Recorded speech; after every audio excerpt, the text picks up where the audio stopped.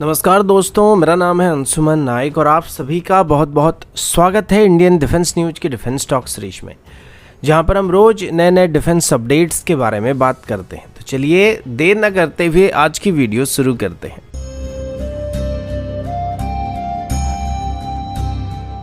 आज की पहली अपडेट तेजस MK-1A की तरफ से है। पिछले कुछ दिनों में तेजस MK-1A को लेकर काफ़ी खबर सामने आ रही थी, जिसमें मैक्सिमम खबरें इसकी प्रोडक्शन के साथ जुड़े हुए थे, क्योंकि ये अभी अपने शेड्यूल के मुताबिक काफ़ी पीछे चल रहा है। और पिछले हफ्ते ही HAL की तरफ से बात बताया गया था कि भले ही तेजस MK-1A की डिलीवरी में अभी माइनर डिले हमको देखने को मिलने वाला है, लेकिन अभी इनकी प्रोडक्शन रेट को धीरे धीरे बढ़ाने की कोशिश किया जा रहा है, जिससे 2028 के अंदर ही सभी 83 तेजस MK-1A को इंडियन एयरफोर्स को हैंडओवर कर दिया जाएगा। ऑफिशियली HAL की तरफ से 2025 से अपनी नासिक फैसिलिटी से भी तेजस MK-1A की प्रोडक्शन को स्टार्ट करने का प्लान किया जा रहा है। और अभी की बात करें तो अभी HAL के पास तेजस को बनाने के लिए 2 मैन्युफैक्चरिंग फैसिलिटी मौजूद है, जहां पर अगले साल से हम 16 तेजस को मैन्युफैक्चर कर सकते हैं। अब पिछले महीने जब नासिक फैसिलिटी को ओपन करने का फैसला किया गया तो इनिशियली यहाँ पर जिन तेजस MK-1A को बनाने का प्लान था वो सभी के सभी एक्सपोर्ट के लिए बनाए जाने वाले थे, लेकिन अभी तक तेजस को कोई भी एक्सपोर्ट ऑर्डर नहीं मिल पाया है। और ऊपर से अभी इंडियन एयरफोर्स की जो रिक्वायरमेंट है उसे भी HAL सही तरीके से पूरा नहीं कर पा रहा है। तो नासिक डिवीजन में भी बनाए जाने वाले तेजस को आगे चल के इंडियन एयरफोर्स को डिलीवर करने का प्लान किया जा रहा है। और अभी एडिशनल 50 तेजस MK-1A को भी आगे चल के खरीदा जा सकता है, जिस वजह से HAL अभी अपनी तीनों फैसिलिटी को एक्टिव करने की कोशिश कर रहा है। फिलहाल नासिक डिवीजन को ओपन किया जा चुका है, लेकिन यहाँ पर प्रोडक्शन को फुल स्केल में स्टार्ट करने के लिए कम से कम 2025 तक का टाइम लग सकता है। और यहाँ पर आराम से 8 तेजस को साल भर में बनाया जा सकता है, जिससे कुल मिलाकर हम साल भर में करीब 24 से 25 तेजस को मैन्युफैक्चर कर पाएंगे।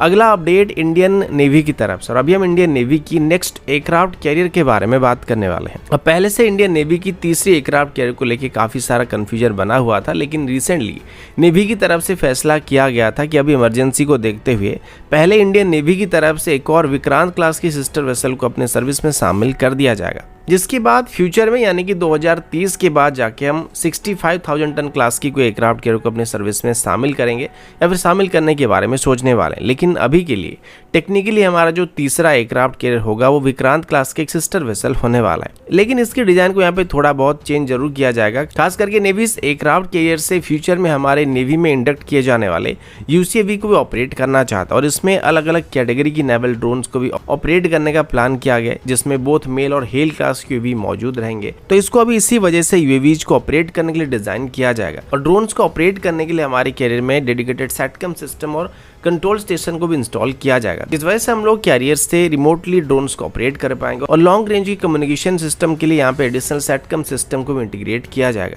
अब नेवी अपनी कैरियर से अलग अलग कैटेगरी की 3 से 4 तरह के ड्रोन को ऑपरेट करना चाहती है, जिस वजह से ड्रोन की सेफ टेक ऑफ और लैंडिंग ऑपरेशन के लिए एडिशनल सेफ्टी इक्विपमेंट को और नेट्स को यहाँ पे लगाया जा सकता है। और अभी IC-2 के लिए जो नए डिजाइन को यहाँ पे बनाया जाने वाला है, उन सभी डिजाइन को आगे चल के अपग्रेड के अंदर INS विक्रांत में इम्प्लीमेंट किया जा सकता है।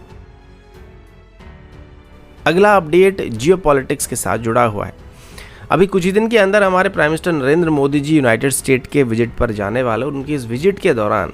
भारत और US के बीच काफी सारे डिफेंस डील को लेकर बातचीत होने की उम्मीद किया जा रहा है, जिसमें सबसे पहले तो एरो इंजन की डील को लेकर बातचीत हो सकता है और इसको फाइनल करने की कोशिश किया जा सकता है, जिनको लेके अभी यूनाइटेड स्टेट की तरफ से काफी तैयारी किया जा रहा है। लेकिन अभी ये भी सुनने को मिला है कि यूनाइटेड स्टेट की तरफ से भी भारत को NATO प्लस ग्रुप में भी ऐड करने के बारे में प्लान किया जा रहा है। इसको लेके अभी US कांग्रेसनल की तरफ से एक रिपोर्ट को पेश किया गया था, जिसमें भारत को NATO प्लस ग्रुप में इंक्लूड करने का प्रस्ताव दिया गया है। NATO प्लस ग्रुप की बात करें तो इस ग्रुप में जो कंट्री मौजूद होते हैं उनका NATO के साथ तो कोई डायरेक्टली लेना देना नहीं होता है, लेकिन जो भी देश इस ग्रुप में रहेंगे यूनाइटेड स्टेट की तरफ से उन सभी देशों के साथ बेहतर डिफेंस कोऑपरेशन को बनाया जा सकता है और उनको हाईटेक US मेड वेपन्स को टेक्नोलॉजी को शेयर किया जा सकता है।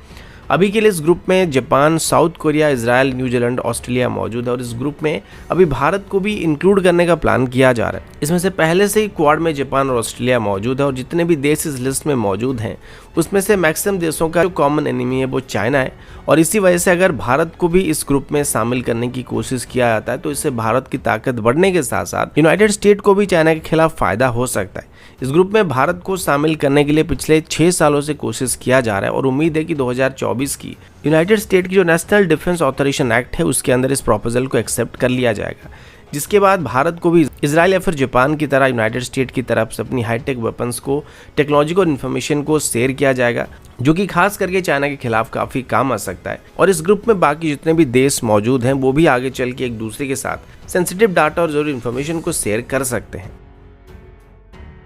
अगला अपडेट मरीन हेलीकॉप्टर की तरफ से है। आप सभी को थोड़ा बहुत तो आइडिया लग गया होगा कि अभी इंडियन नेवी की रिक्वायरमेंट को देखते हुए हमें कई तरह के मल्टीरोल और मरीन हेलीकॉप्टर की ज़रूरत है, जिसमें यूटिलिटी हेलीकॉप्टर भी शामिल है। और इसी रिक्वायरमेंट को पूरा करने के लिए एचएएल की तरफ से अभी एक नई हेलीकॉप्टर को डेवलप करने का प्रपोजल दिया गया, जिसमें एचएएल की तरफ से अभी एक मरीन यूटिलिटी हेलीकॉप्टर को बनाने का प्रपोजल दिया गया था, जिसे इंडियन नेवी की वॉरशिप्स में इस्तेमाल किया जा सके और अभी हमारी जो यूटिलिटी हेलीकॉप्टर का डिमांड है उसको पूरा किया जा सकेगा।